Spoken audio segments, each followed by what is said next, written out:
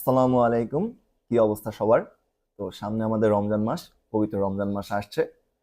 তো আমরা স্টুডেন্ট যারা আছি সবাই হচ্ছে রমজান মাস আসলে আমাদের রেগুলার যে পড়াশোনার রুটিন এর থেকে একটু শিফট করতে হয় রুটিনটা। তো এই রুটিন শিফট করার ক্ষেত্রে আমরা বেশ কিছু দ্বিধাদ্বন্দ্বে পড়ে যাই যে কখন পড়বো, কিভাবে পড়বো।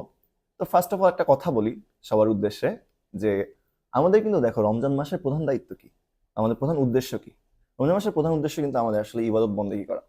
তো আমরা সেক্ষেত্রে ইবাদত বন্দেগীটাই হচ্ছে আমাদের এই মাসের মূল ফোকাস। কিন্তু পাশাপাশি আমরা যারা ছাত্র আছি আমাদের ইবাদত বন্দেগীর পাশাপাশি আমাদের পড়াশোনার জন্য কিছু সময় রাখতে হয়।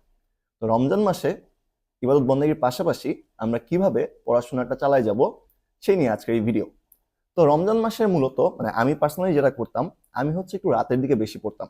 কারণ আমার মনে হতো যে তারাবির পরে এসে যখন আমি নাস্তা করে মানে যখন রোজা ভেঙে ফেলছি ইফতারের পর, এরপর নাস্তা টাস্তা করে তারাবি পরে আমি কিছুটা এনার্জেটিক বোধ করতাম। তো আমি হচ্ছে তারাবি পরে এসে বেসিক্যালি আমাদের বাংলাদেশে বেশিরভাগ মসজিদেই তারাবি শেষ হতে 10:30 থেকে 11টার মতো বাজে। তো তুমি বসতে বসতে হয়তো 11টা 11:30 মতো বেজে যাবে। তো তোমরা তারাবি পরে এসে যদি মানে আমার মতো চাও, আমি যেটা করতাম সেটা হচ্ছে তারাবি পরে এসে পড়তে বসতাম।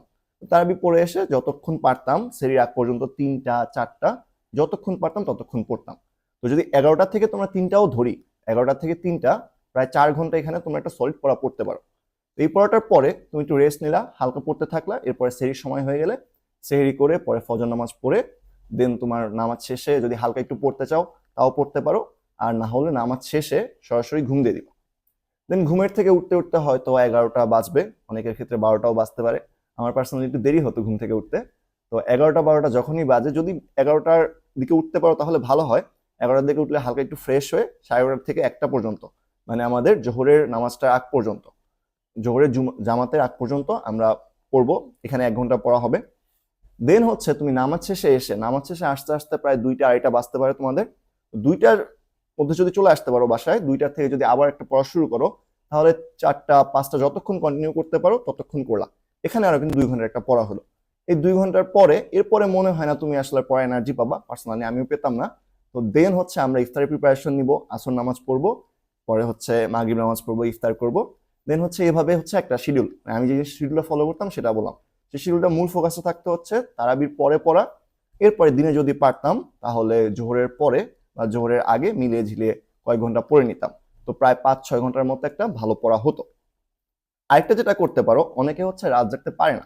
পার্সোনালি আমার কিছু বন্ধুদের দেখছি ওরা হচ্ছে দিন প্রেফার করে পড়ালেখার জন্য। ওরা হচ্ছে দিনের সকালে ফ্রেশ মাইন্ডে পড়তে পছন্দ করে।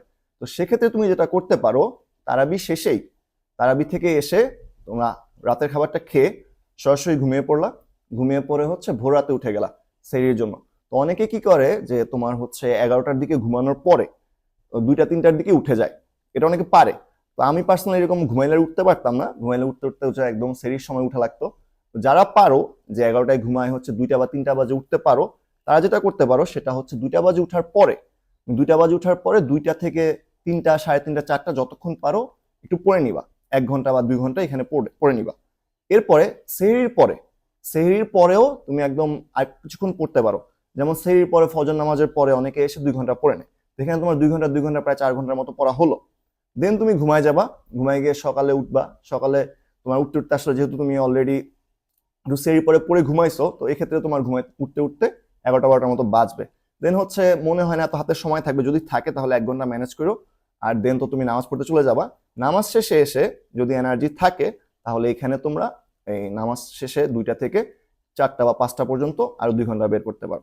তো মেইন কথা যেটা, যারা দিন প্রেফার করো তারা জিনিসটা হচ্ছে তোমার এভাবে পড়বা যে নামাজের পর এসেই মানে তারাবি নামাজের পর এসেই তোমরা ঘুমায় পড়বা।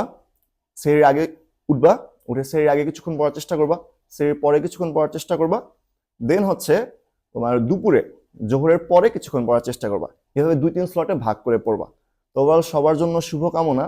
আর সবাই মাথায় একটা কথা রাখবা যে রমজান মাসে আমাদের মেইন ফোকাস দেওয়া উচিত হচ্ছে আমাদের ইবাদত বন্দেগীর উপর, রোজা রাখার উপর। পাশাপাশি আমরা যেটা পড়তে পারি সেটাই কিন্তু আমাদের বোনাস।